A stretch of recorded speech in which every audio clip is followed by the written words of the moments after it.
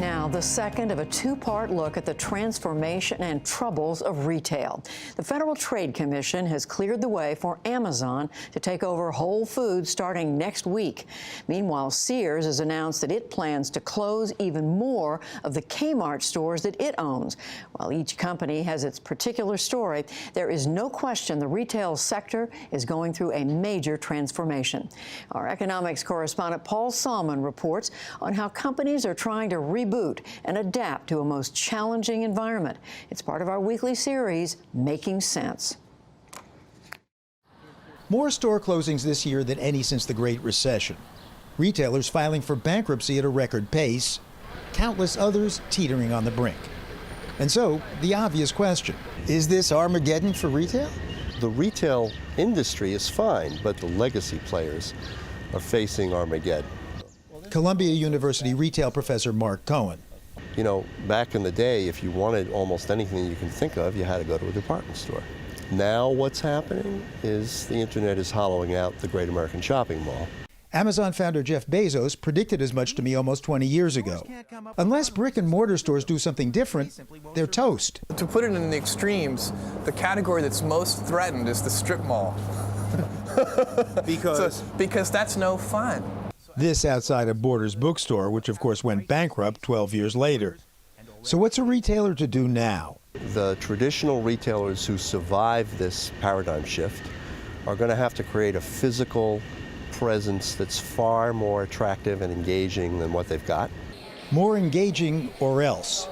Earlier this summer, Hudson's Bay, which owns Lord & Taylor and Saks Fifth Avenue, slashed 2,000 jobs. Now, an activist investor is pushing the company to sell its stores for the real estate. The Saks flagship in Manhattan alone is reportedly worth $3.7 billion. To Hudson's Bay CEO Jerry Storch, the challenge is clear.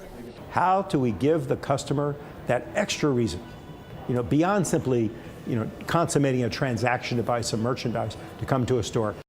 Lord & Taylor's answer, the dress address. At 30,000 square feet, it's the largest dress floor in the country, with a rotating pop-up space that spotlights a new designer every 8 weeks, a restaurant, and shopping suites spacious enough for you and a bevy of buddies. I bet this is going to be a bestseller, and I Lord & Taylor's Liz Rodbell is betting on custom service, too.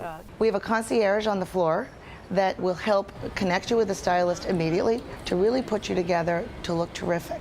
Lord & Taylor is also testing lifestyle shops curated by makeup maven Bobbi Brown. At Saks Fifth Avenue, they're selling health and fitness. Think of it as an amusement park for an adult, a reason to come to experience something new and different. Hudson's Bay CEO Storch met us at the Weller.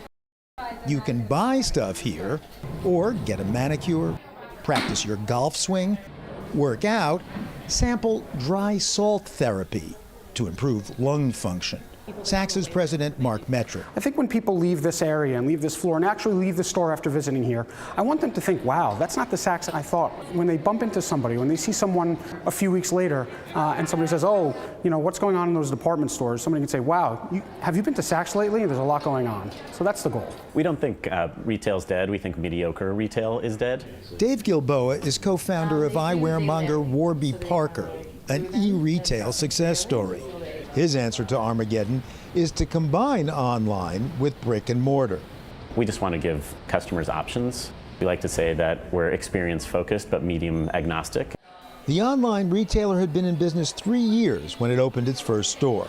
We found that there's still a lot of demand for people walking into physical stores. So Warby Parker has opened 55 stores, with plans to add 25 more this year. There are certain customers that probably will never feel comfortable buying glasses online. There are other customers that even if we open up a store right next to their house, they'd prefer the experience of ordering online.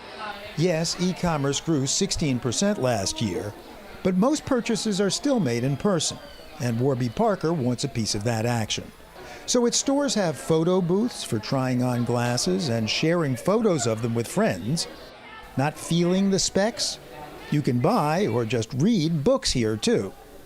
And Gilboa says the company uses data it collects online to offer personalized service in its stores. If you bought a pair of sunglasses or prescription glasses from us online and you walk into our store, any of our retail advisors can pull up your customer record, they can see your preferences. You can even go on your phone or on our website and create a list of favorites and then come into our store and one of our advisors can help you find those frames.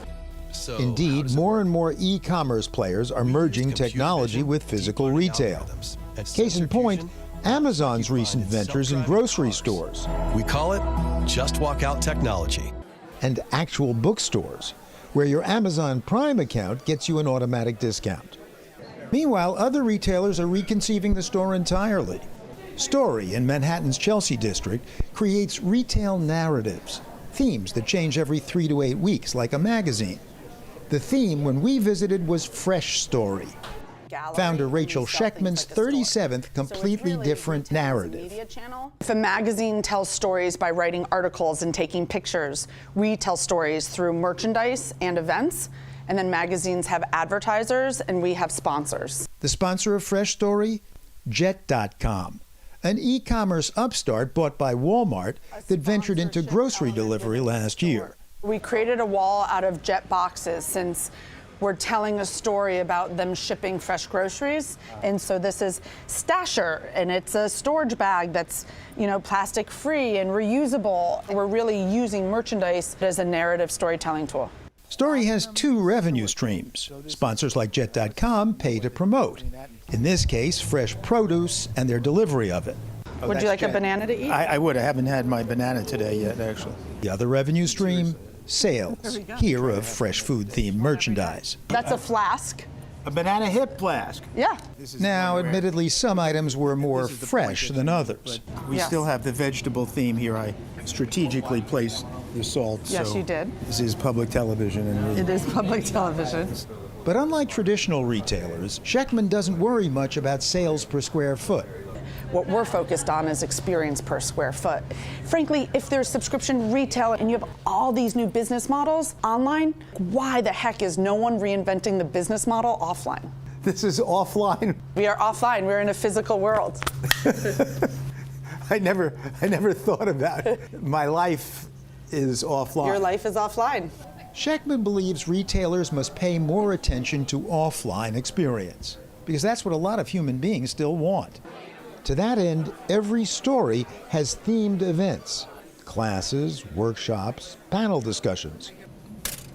And at Fresh Story, fresh baked cookies. Someone doesn't need to just go to a store to buy something, right? So here, you can maybe taste something, you can learn something, you can do something with a friend. And so it's not just commerce, it's content and community. That's also true at Warby Parker, says Gilboa. Humans are social animals and are always going to value face-to-face interactions, and so I don't think that's going away.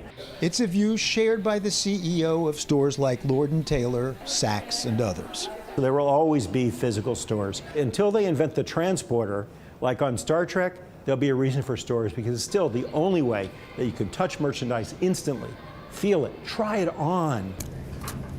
Very nice. Or for that matter, eat it. I'm breaking my diet for you. I'm breaking my diet for you. For the PBS NewsHour, this is ever-expansive economics correspondent Paul Salman, reporting from New York.